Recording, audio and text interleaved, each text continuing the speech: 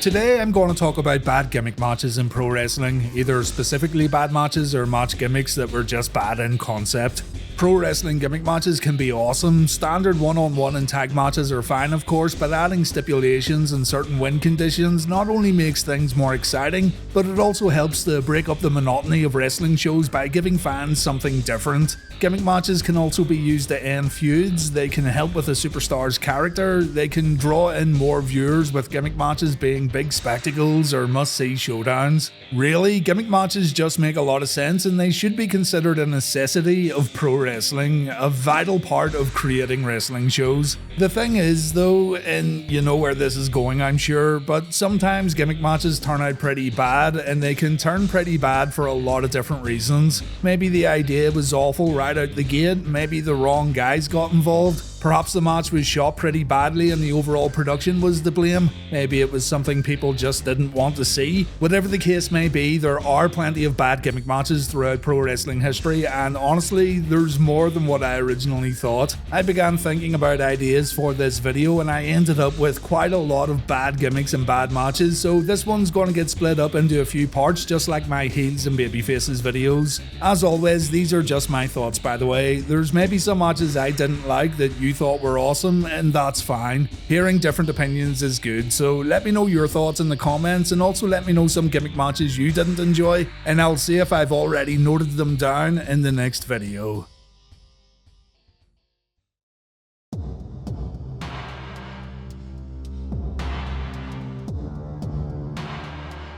This one has only happened once and hopefully it never happens again. Reportedly, WWE was paid a ridiculous amount of money to cross-promote Army of the Dead, a 2021 zombie movie that starred Dave Bautista that I didn't think was too bad actually. The WWE wouldn't just show a 2-minute trailer for the movie or slap the poster beside the awfully named WrestleMania Backlash logo. No, they made sure their sponsor got their money's worth by booking a zombie lumberjack match. Damian Priest and The Miz had to deal with the undead around the ring as they tried to have a wrestling match, and it ended with John Morrison getting devoured and The Miz also suffering the same fate before the show moved on. That's right, the show moved on after zombies ate Morrison and Miz. You could say, hey, it's all good fun, stop being such a buzzkill and enjoy it for what it is. But in a world where you're conditioned to suspend disbelief, this one seemingly goes in the opposite direction. WWE got destroyed by critics and fans alike for booking the match, while The Miz said he was happy to get involved because it was an idea that was very much outside the box. Being outside the box doesn't make something good though. The general concept of this one sounded bad from the very beginning.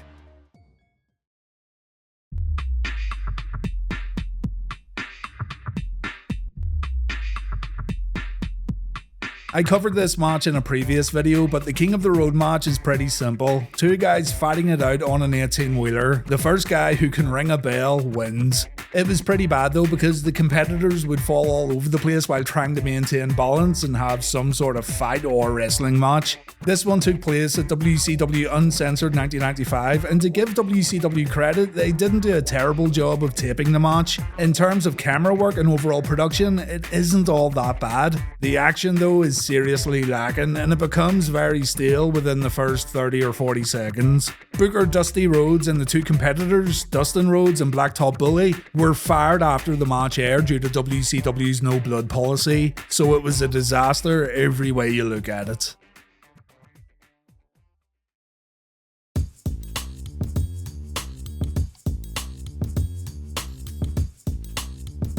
TNA would host reverse battle royals where the match starts outside the ring. Half the superstars who get in the ring will then be allowed to compete in a traditional battle royal. Generally, this means you've got a bunch of guys punching and kicking each other during the first half of the match with no real wrestling going on, and you've also got guys who seemingly forget how to get into a wrestling ring as they try to add drama to something so incredibly basic. It's a terribly dumb concept in general, and it's not the last bad TNA gimmick we're gonna look at, unfortunately.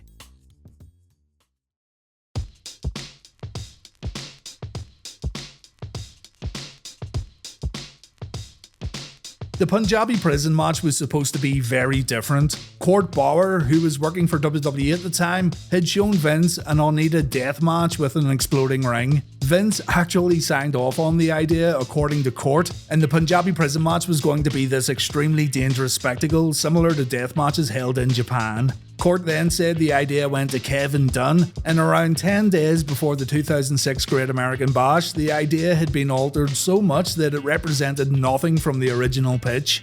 There were no explosions, there was a lot of bamboo, and Court said this new idea looked more like a playset based on Indiana Jones and the Temple of Doom. Basically, the original idea had mutated into this monstrosity that just didn't work. That wasn't bamboo that was used, it was like the old blue steel cage only with a lick of paint. And what's more, the rules of a Punjabi prison match, while not hard to understand, were unnecessarily excessive. Here's the WWE explaining the rules of the match on their website.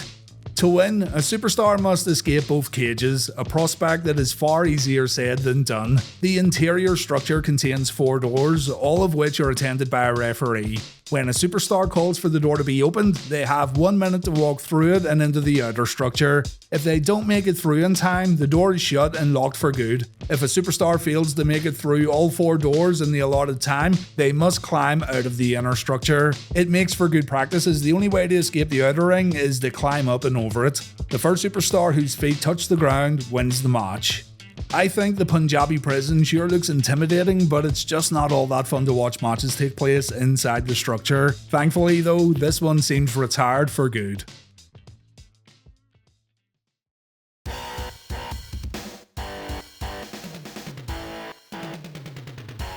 These matches were featured in my old WCW Blunder series, and for good reason too. Scotty Steiner got his own match type in WCW that basically featured a birdcage in the middle of the ring. This space-limiting structure would feature Scott Steiner and his helpless opponent or opponents trying to survive a beatdown from the big bad booty daddy. Steiner said before the first match that the only way to win was via submission. There was no way in and no way out. But that first match also ended when Tank Abbott interfered by raising the Asylum structure.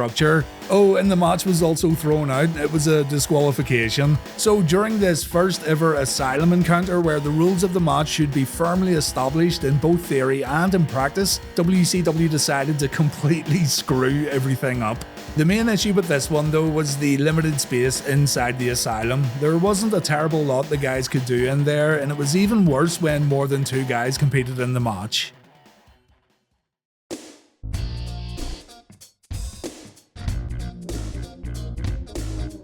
It's almost too easy to include this one, but it simply has to get brought up too. Many would say it's the absolute worst gimmick match the WWE or WWF ever put on, but I'm not so sure nowadays. I mean, that zombie Lumberjack match could have overtook it as the worst match ever, but anyway. So the Kennel from Hell is a steel cage surrounded by the Hell in a Cell. Sounds awesome so far. In between the cage and the cell, there's a bunch of rabid dogs waiting to take a bite out of the competitors should they be unlucky enough to fall between the structures. Problem was though, WWE didn't use trained dogs. They pooped around the ring, they urinated around the ring, they weren't concerned about the competitors at all, and instead their owners just kinda walked around while trying to get their pooches to do something remotely intimidating. If there was a match that just used the cage and the Hell in a Cell, that could have been something. Instead, WWF killed the idea by including some distressed doggos, and the Kennel from Hell match became legendary for just how awful it was.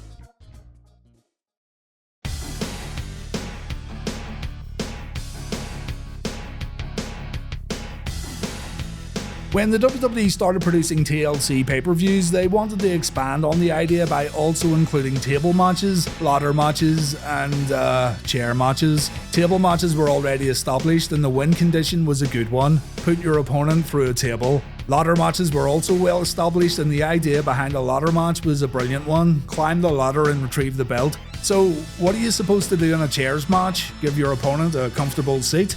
No, basically, using chairs as a weapon is legal and that's it. No other weapons are legal, just chairs. It's dumb when you think about it, and the match type was only put together to fit into the TLC pay-per-view concept. It's totally unnecessary and it feels like a step down from a more traditional street fight or Extreme Rules match. Chair matches may be fine once the bell rings, it's the idea of the match that feels unnecessary to me.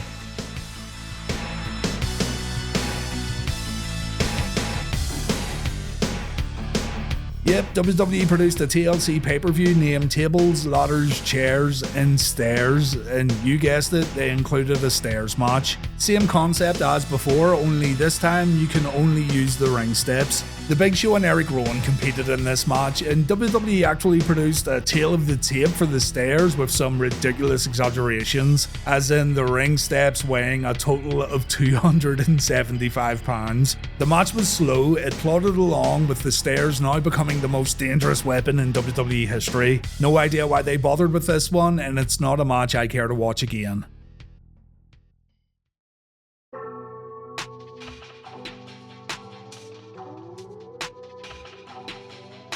It sounds alright in theory, but the execution was really bad for this one. The Kiss Demon vs Vampiro took place at Bash at the Beach 2000. To win the Graveyard Match, you had to incapacitate your opponent long enough so you could return to the arena. Now, I've heard people laugh at this because there's no way a graveyard could be right next to the arena, right? Well, Bash at the Beach 2000 was held in the Ocean Center in Daytona Beach, and a quick look on Google Maps shows that Pinewood Cemetery is practically right beside the venue. So that part did make sense. What doesn't make sense though is WCW failing to properly light whatever set they used for this abomination properly. It's difficult to make out what's going on, seeing as the demon quickly loses that torch he was holding, and the only light source we have for a while is the flashlight held by referee Charles Robinson.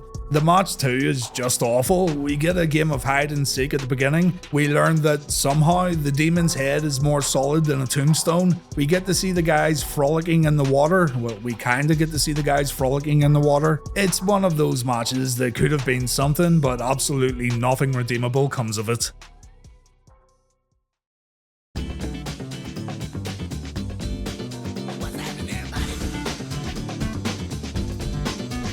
The Doomsday cage match, my. I thought the Doomsday cage looked great. I liked the idea of this giant imposing 3-storied cage sitting at the entranceway. The match itself though was really sketchy to say the least, and we really should have known this before it got underway. WCW didn't really explain how the match was going to work until just before the competitors entered the steel structure at Uncensored 96. We were told that Hulk Hogan and Randy Savage would have to survive different levels and segments of the cage in order to win the match, with their final challenge waiting for them in a ring right at the ground level. But nothing else was really explained. Are the babyfaces supposed to pin or submit their opponents at each level? Where do the heels go after getting defeated? Can guys from previous levels join in during subsequent levels? The fine details were purposefully left out, and you can just tell that absolutely no one had a clue what was going on. It turned into an absolute mess as Hulk Hogan and Randy Savage destroyed 8 heels in one match. Ric Flair, Arn Anderson, Lex Luger, the Taskmaster, the Barbarian, Ming, and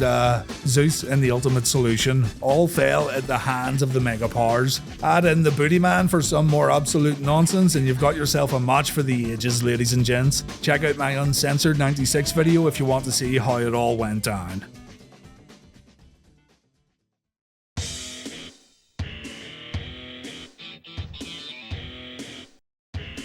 Let's take away the guy's vision and put them in a wrestling ring. Why this was done so many times is beyond me, but the match never works. This one doesn't need an explanation, but no one will ever call any Blindfold match an all-time classic, or even good for that matter. No one will ever convince me either that there's fun to be had in these matches because they were all pretty bad. The standout probably being Jake Roberts versus Rick Martel at WrestleMania 7. Here you've got 2 great superstars competing in the biggest show of the year. Why the fuck would you limit their abilities by putting them in a dumb gimmick match is beyond me. There may be people out there who enjoy these, and again, you may think I'm being too harsh and it's just a bit of fun, but I just don't find them fun to watch at all, no matter how many comedy spots are used.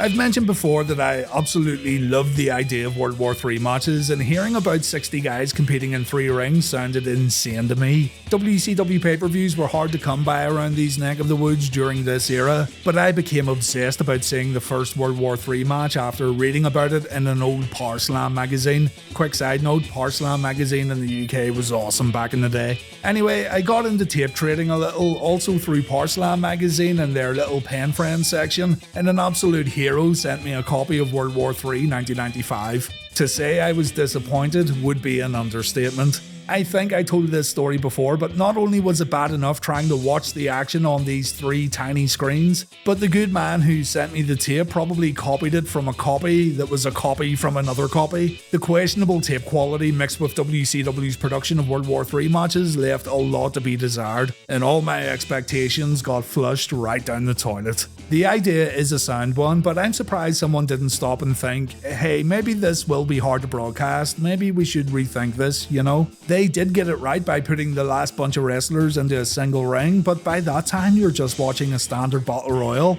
So all in all, I've more of a personal dislike for this one due to this wild image I got in my head about how this would play out. WCW did deliver on what they said, but they didn't think about the production of such a match for viewers at home.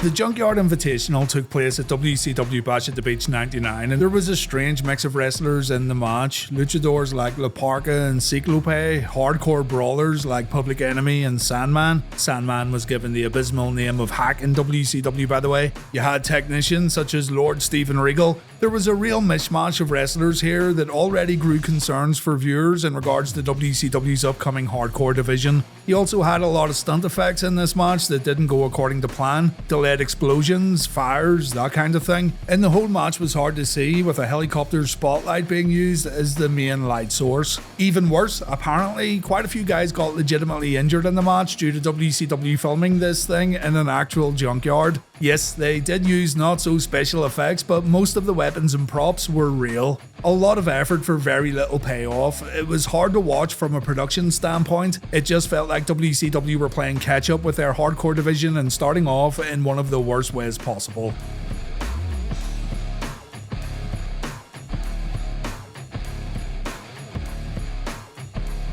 Oh boy. Let me say first of all that I felt really bad for the guys involved in this match, and the work that was put into the match before the explosion was good. There was a lot of physicality mixed in with some good storytelling in regards to the men involved, but my god, the end of that match. There's never been a big American promotion who put on a match like this before. FMW in Japan, for example, were well known for these kind of ultra-violent matchups, so seeing an exploding barbed wire match in a promotion like AEW was very, very intriguing. Even for company detractors, this one had the potential to get talked about for a very long time.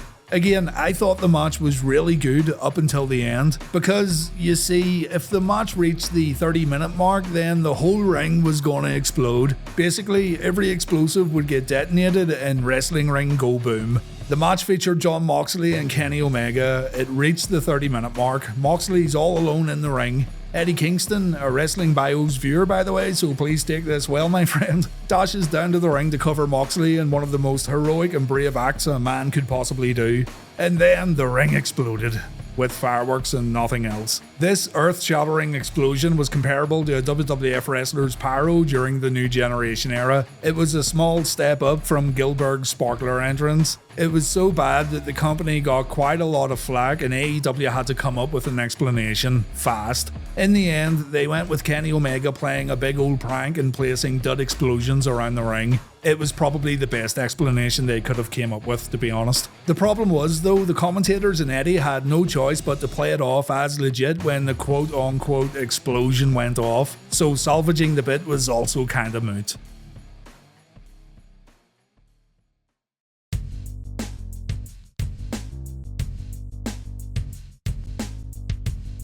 Electrified cage matches had been done before by using jumper cables and electrocuting guys for real. It's incredibly dangerous, of course, so you're not going to see anything like that in promotions who have decent TV deals and sponsorships. You're also not going to get guys who actually care about their well-being doing such matches because, you know, you could get seriously hurt or you could even die if things went the wrong way. It kinda makes you wonder why TNA would book an electric cage match between Team 3D and LAX in the first place, but by god they did it and it sucked. Not only did we get some ridiculous acting when someone touched the cage, but we also got guys seemingly forgetting they had this electrified cage surrounding them. Wrestlers would perform moves as normal on the mat instead of throwing them into the cage, and Brother Ray even asked for a table to get put in the ring, because flimsy wood is 100 times more effective at hurting your opponent as opposed to 10,000 volts of electricity. Finally though, Hernandez remembered that this structure could actually do some real damage, so he tossed Devon into the cage and check it out. The lights flickered, there were no sparks or anything, no pyro, the lights just flickered and Devon flopped around like a fish. A pair of rubber gloves is all you need to climb the cage too. You can even sit on top of the cage with your balls touching it and you still won't get hurt. Homicide takes a bump into the cage too and it's just as bad as Devon's. A terrible match that makes the AEW Exploding Barbed Wire Death Match look like a masterpiece.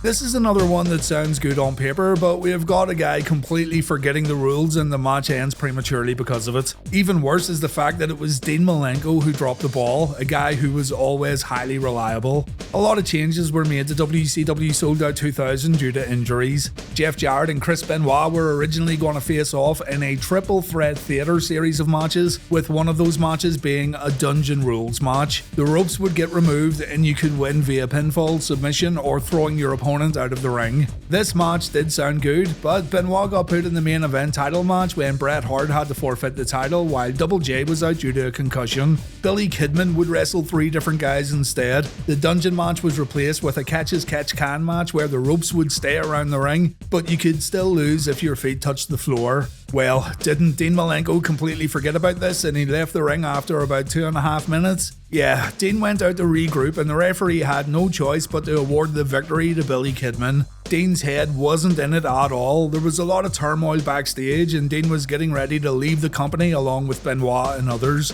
This Catch-As-Catch-Can match would be his final match in WCW and it was such a bad way for him to go out after putting on good to great matches every time he stepped into a WCW ring.